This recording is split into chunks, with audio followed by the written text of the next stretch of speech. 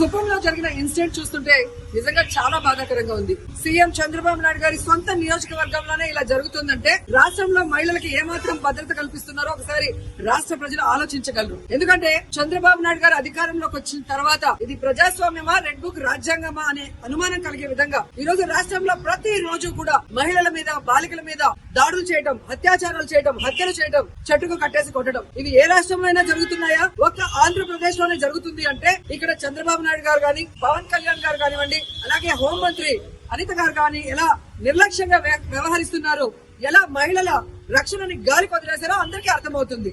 మాటలు మాత్రం ఇంత చెప్తారు. అధికారంలోకి వచ్చేప్పుడు ఏం చెప్పారండి? చంద్రబాబు నాయుడు అంటారు, ఎవరైనా ఆడపిల్లల జోలికి వస్తే అదే వాళ్ళకి చివరి రోజు అవుతుంది అన్నారు. మరి మీ సొంత నియోజకవర్గంలో భర్త అప్పు చేశాడని భార్యని చెట్టు కట్టేసి కొడుతుంటే మరి మీరు ఏం చర్యలు చేపట్టారు?